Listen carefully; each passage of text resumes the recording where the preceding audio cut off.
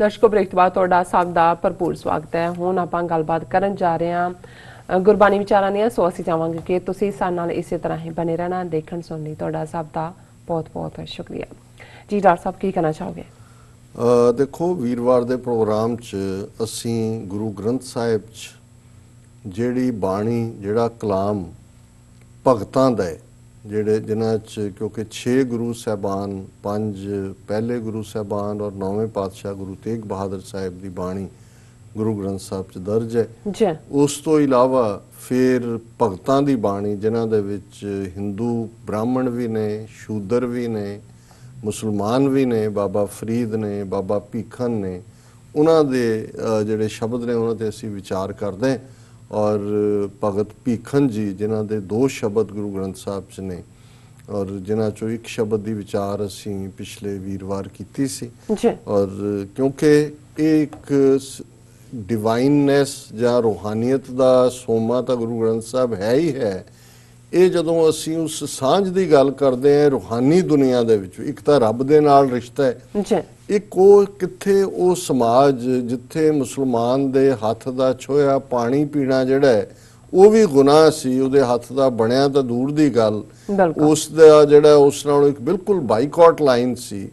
उत्थे गुरु साहबान ने जे हरमंदर साहब दा संगे बुनियाद नींह पत्थर रखवाया ते साईं मियाँ मीर तो, जे गुरु ग्रंथ साहिब जिहड़े सिखां दे एटरनल गुरु ने जिन्हां दे अगे असीं सीस झुकांदे हैं, उस दे विच कलाम है ते बाबा फरीद गंज शक्कर ने और भगत भीखन जी ने जिन्हां दा संबंध जिहड़ा सूफी इस्लाम दे नाल जुड़दा है। सो इस दे विच भी जदों असीं देखदे हैं कि जिहड़ी विजडम है स्पिरिचुअल बाणी दी, ਉਹ हर ਜਦੋਂ ਤੁਸੀਂ ਸ਼ਖਸੀਅਤ ਵੱਲ ਦੇਖਦੇ ਹੋ ਤਾਂ ਉਹ ਉੱਤੋਂ ਥੱਲੇ ਤੱਕ ਰੱਬ ਦੇ ਪਿਆਰ ਵਿੱਚ ਗੜੁੰਦ ਨੇ। ਉਹਨਾਂ ਦਾ ਕੋਈ ਵਜੂਦ ਨਹੀਂ, ਨਾ ਉਹਨਾਂ ਦਾ ਕੁਝ ਵੀ ਰੱਖਿਆ ਹੋਏ ਮਾਪਿਓ ਨੇ, ਉਹਨਾਂ ਦਾ ਬਰਥ ਕਿਸ ਟ੍ਰੈਡੀਸ਼ਨ ਵਾਲਿਆਂ 'ਚ ਹੋਇਆ, ਪਰ ਇਹ ਉਹ ਰੂਹਾਂ ਨੇ ਜਿਹੜੀਆਂ ਰੱਬ ਦੇ ਨਾਲ ਇਕਮਿਕ ਹੋ ਕੇ ਜਿਨ੍ਹਾਂ ਨੇ ਫਿਰ ਇਹ ਕਿਹਾ ਕਿ ਜਤ ਦੇਖਾਂ ਤਤ ਤੂੰ, ਕਿ ਮੈਂ ਜਿੱਧਰ ਦੇਖਦਾ ਉਧਰ ਸਿਰਫ ਮੈਨੂੰ ਰੱਬ ਹੀ ਨਜ਼ਰ ਆਉਂਦਾ ਹੈ, रब तो बिना कोई होर नहीं है। और भगत भीखन जी का यह शब्द जिहड़ा राग सोरठ दे विच है यही तत्त नूं बयानदा है। ऐसा नाम रतन निर्मोलक पुन पदारथ पाया, अनक जतन कर हिरदय राख्या, रतन ना छपै छपाया, हर गुण कहते कहण न जाई, जैसे गूंगे की मिठियाई रहाओ, रसना रमत सुनत सुख श्रवण, चित चेते सुख होई, कहो भीखन दोए नैन संतोखे, जय देखा तै सोई। हुण रहाओ दी तुक सेंट्रल नुकता हुंदा है और हर गुण कहते कहण न जाई, जैसे गूंगे की मिठाई, कि जिहड़ा रब दे नाल जुड़ जांदा है, जिहड़ा अल्लाह ताला दे नाल इकमिक हो जांदा है, उस रूह दी उस वजूद दी वडियाई, उस दे गुणां नूं करैक्टरिस्टिक्स नूं किवें बयान कीता जा सकदा है। जिवें जे गूंगा मिठा चीज़ मिठाई खांदा है, स्वीट्स खांदा है, ते गूंगे नूं पुछो कि भी की स्वाद है, वो तो दस ही नहीं सकदा, उहनूं तुसीं महसूस कर सकदे हो। जिस नूं कबीर साहब ने फरमाया कहबे को शोभा नहीं देखा ही परवान, ਉਹ ਜਦੋਂ ਤੱਕ ਤੁਸੀਂ ਖੁਦ ਉਸ ਐਕਸਪੀਰੀਅੰਸ ਨੂੰ ਆਪਣੇ ਨਾਲ ਨਹੀਂ ਕਰਦੇ ਉਹਨੂੰ ਤੁਸੀਂ ਬਿਆਨ ਨਹੀਂ ਕਰ ਸਕਦਾ। ਜਿਵੇਂ ਕਬੀਰ ਸਾਹਿਬ ਨੇ ਵੀ ਇੱਕ ਥਾਂ ਫਰਮਾਇਆ, ਕਹਿ ਕਬੀਰ ਗੂੰਗੇ ਗੁੜ ਖਾਇਆ, ਪੁੱਛੇ ਤੇ ਕਿਆ ਕਹੀਏ, ਕਿ ਕੋਈ ਪੁੱਛੇ ਤੇ ਕਿਵੇਂ ਕਹੀਏ। ਔਰ ਜਿਵੇਂ ਬਾਬਾ ਫਰੀਦ ਨੇ ਫਰਮਾਇਆ, ਫਰੀਦਾ ਸ਼ੱਕਰ ਖੰਡ ਨਿਵਾਤ ਗੁੜ ਮਾਖਿਓ ਮਾਝਾ ਦੁੱਧ, ਸਭੇ ਵਸਤੂ ਮਿੱਠੀਆਂ रब ना पुजन तुद। हुण ये उही कह सकदा है। असीं शक्कर दा स्वाद जानते हैं, किवें शक्कर और गुड़ च असीं डिस्टिंग्विश कर सकते हैं। माखियों हनी दे विच मिठास किवें दी है, नवात मिश्री और माझा दुध मझ दी धार उहनूं कर सकते हैं। हुण इन्हां सारियां दे स्वाद तां असीं चखे होए ने, पर बाबा फरीद वो ने जिन्हां ने रब दी मुहब्बत दे विच वो उच्चा मुकाम हासिल किया ਤੇ ਫਿਰ ਜਿਹੜੀ ਉਹ ਸਵੀਟਨੈਸ ਉਹ ਕਹਿੰਦੇ ਨੇ ਇਹ ਸਾਰੀਆਂ ਵੀ ਮਿਲਾ ਲਓ ਇੱਕ ਥਾਂ ਤੇ ਉਹਦੇ ਬਰਾਬਰ ਕੋਈ ਪਹੁੰਚ ਨਹੀਂ ਸਕਦਾ। ਪਰ ਇਹਨੂੰ ਕੋਈ ਕਿਵੇਂ ਮਹਿਸੂਸ ਕਰੇਗਾ ਜਦੋਂ ਤੱਕ ਖੁਦ ਉਸ ਮੁਹੱਬਤ ਦੇ ਵਿੱਚ ਗ੍ਰਿਫਤਾਰ ਨਹੀਂ ਹੋਏਗਾ। ਔਰ ਇਹੀ ਬਾਬਾ ਭੀਖਨ ਕਹਿ ਰਹੇ ਨੇ, ਐਸਾ ਨਾਮ ਰਤਨ ਨਿਰਮੋਲਕ, ਕਿ ਰੱਬ ਦਾ ਨਾਂ ਇੰਨਾ ਵੱਡਾ ਜੂਲ ਹੈ, ਨਿਰਮੋਲਕ ਹੈ, ਜਿਹਦੀ ਕੀਮਤ ਪਾਈ ਨਹੀਂ ਜਾ ਸਕਦੀ।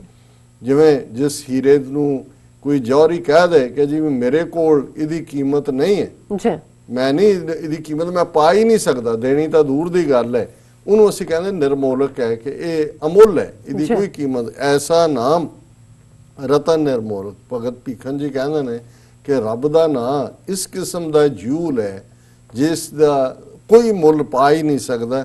ਪੁੰਨ ਪਦਾਰਥ ਪਾਇਆ, ਪਰ ਇਹ ਜੂਲ ਸਾਨੂੰ ਕਿਵੇਂ ਮਿਲਦਾ? ਪੁੰਨ ਦੇ ਨਾਲ, ਕਿ ਰੱਬ ਦੀ ਰਹਿਮਤ ਦੇ ਨਾਲ, ਭਾਗਾਂ ਦੇ ਨਾਲ, ਫੋਰਚੂਨੇਟਲੀ।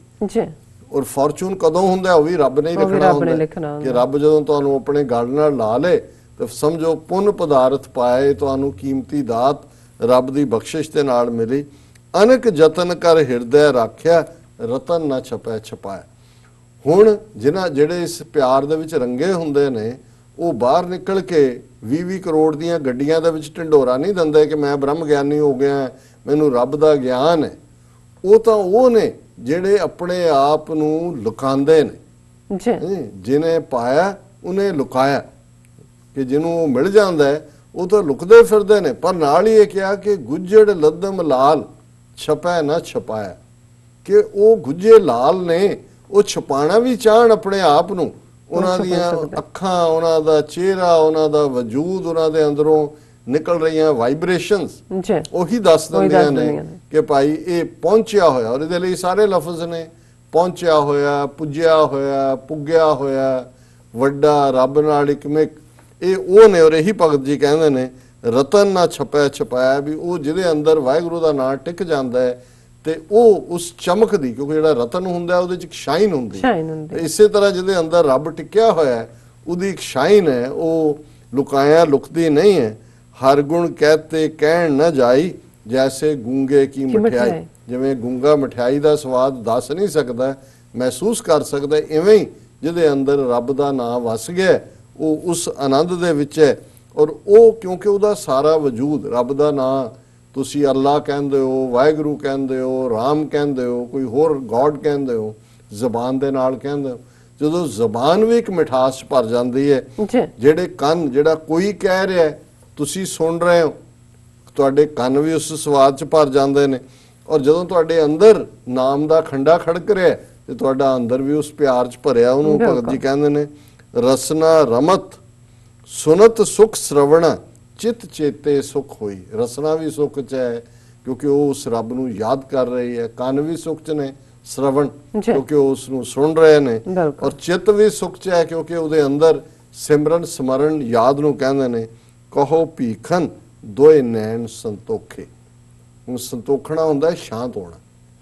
ਇਹਨਾਂ ਅੱਖਾਂ ਦੇ ਵਿੱਚ ਇੱਕ ਬੇਚੈਨੀ ਸੀ, ਇਹਨਾਂ ਅੱਖਾਂ ਦੇ ਵਿੱਚ ਕਿਤੇ ਅੱਖਾਂ ਰੂਪ ਦੇਖਦੀਆਂ ਸੀ, ਕਿਤੇ ਰੰਗ ਦੇਖਦੀਆਂ ਸੀ, ਜਿਸ ਨੂੰ ਗੁਰੂ ਸਾਹਿਬ ਨੇ ਯਾਦ ਕਰਵਾਇਆ ਸੀ, ਇਹ ਨੇਤਰੋ ਮੇਰਿਓ ਹਰ ਤੁਮ ਮੈਂ ਜੋਤ ਰੱਖੀ, ਹਰ ਬਿਨ ਅਵਰ ਨਾ ਦੇਖੋ ਕੋਈ, ਨਦਰੀ ਹਰ ਨਿਹਾਲਿਆ। ਇਹ ਮੇਰੀਓ ਅੱਖੋ, ਤੁਹਾਡੇ 'ਚ ਰੱਬ ਨੇ ਜੋਤ ਰੱਖੀ ਹੈ, ਤੁਸੀਂ ਭਟਕੋ ਨਾ, ਤੁਸੀਂ ਪਰਾਇਆ ਰੂਪ ਦੇ ਵਿੱਚ ਆਪਣੀ ਜ਼ਿੰਦਗੀ ਖਰਾਬ ਨਾ ਕਰੋ, ਹਰ ਇੱਕ ਦੇ ਵਿੱਚ ਉਸ ਰੱਬ ਨੂੰ ਦੇਖੋ।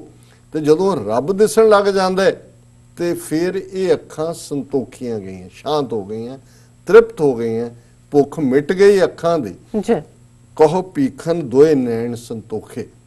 ਭੀਖਨ ਜੀ ਕਹਿੰਦੇ ਨੇ ਕਿ ਦੋਵੇਂ ਨੈਣ, ਦੋਵੇਂ ਅੱਖਾਂ ਸ਼ਾਂਤ ਹੋ ਗਈਆਂ, ਸੰਤੋਖੀਆਂ ਗਈਆਂ। ਜੈ ਦੇਖਾਂ ਤੈ ਸੋਈ, ਕਿਉਂਕਿ ਹੁਣ ਕੋਈ ਵਖਰੇਵਾਂ ਤੇ ਨਜ਼ਰ ਹੀ ਨਹੀਂ ਆਉਂਦਾ, ਕੋਈ ਦੁਨੀਆ 'ਚ ਭਿੰਨ ਭੇਦ ਨਜ਼ਰ ਨਹੀਂ ਆਉਂਦਾ। ਜਿੱਧਰ ਮੈਂ ਦੇਖਦਾ ਉਧਰ ਤੂੰ ਹੀ ਤੂੰ ਹੈ। ਔਰ ਇਹ ਉਹੀ ਹਾਲਤ ਹੈ ਜਿਹਨੂੰ ਗੁਰਬਾਣੀ 'ਚ ਫਰਮਾਇਆ ਸੀ ਕਿ ਤੂੰ ਤੂੰ ਕਰਤਾ ਤੂੰ ਹੁਆ, ਮੁਝ ਮੇਂ ਰਹਾ ਨਾ ਹੂੰ, ਜਬ ਆਪਾ ਪਰ ਕਾ ਮਿਟ ਗਿਆ, ਜਤ ਦੇਖਾਂ ਤਤ ਤੂੰ। ਜੀ ਡਾਕਟਰ ਸਾਹਿਬ, ਤੁਹਾਡਾ ਬਹੁਤ ਬਹੁਤ ਸ਼ੁਕਰੀਆ। ਤੁਸੀਂ ਅੱਜ ਦੇ ਅਹਿਮ ਇਸ਼ੂ ਤੇ ਅੱਜ ਦਾ ਵਿਚਾਰ ਸਾਡੇ ਦਰਸ਼ਕਾਂ ਨਾਲ ਸਾਂਝਾ ਕੀਤਾ। ਇੱਥੇ ਲੈਣੇ ਬ੍ਰੇਕ ਤੋਂ ਇੱਥੇ ਲੈਣੇ ਆਪਣੇ ਦਰਸ਼ਕਾਂ ਕੋਲੋਂ ਇਜਾਜ਼ਤ। ਵਿਊਅਰਸ, ਸਾਡੇ ਪ੍ਰੋਗਰਾਮ ਦਾ ਸਮਾਂ ਇੱਥੇ ਸਮਾਪਤ ਹੁੰਦਾ। ਹੋਰ ਕਰ ਲੈਣੇ ਜੇ ਵਧਾਉਣਾ ਪ੍ਰੋਗਰਾਮ। ਨਹੀਂ ਐਸੀ ਕੋਈ ਗੱਲ ਨਹੀਂ। ਸੋ ਇੱਥੇ ਲੈਣੇ ਆਪਣੇ ਵਿਊਅਰਸ ਕੋਲੋਂ ਇਜਾਜ਼ਤ। ਸੋ ਵਿਊਅਰਸ, ਸਾਡੇ ਪ੍ਰੋਗਰਾਮ ਦਾ ਸਮਾਂ ਇੱਥੇ ਸਮਾਪਤ ਹੁੰਦਾ। ਤੁਸੀਂ ਆਪਣੀ ਰਾਏ ਤੇ ਸੁਝਾਅ ਸਾਨੂੰ ਭੇਜਣਾ ਭੁੱਲਣਾ ਸਾਡੇ ਇਸ ਪਤੇ ਤੇ sos@tv84.tv ਤੇ। ਅਸੀਂ ਆਪਣਾ ਪ੍ਰੋਗਰਾਮ ਲੈ ਕੇ ਫਿਰ ਦੁਬਾਰਾ ਤੁਹਾਡੇ ਸਨਮੁਖ ਹੋਵਾਂਗੇ। ਤਦ ਤੱਕ ਲਈ ਮੈਨੂੰ ਤੇ ਆਪਣੇ ਦਰਸ਼ਕਾਂ ਨੂੰ ਆਗਿਆ ਦਿਓ। ਦੇਖਦੇ ਰਹੋ TV84। ਬੁਲਾ ਦਿਓ ਫਤਿਹ। ਵਾਹਿਗੁਰੂ ਜੀ ਕਾ ਖਾਲਸਾ, ਵਾਹਿਗੁਰੂ ਜੀ ਕੀ ਫਤਿਹ। ਰੱਬ ਰਾਖਾ।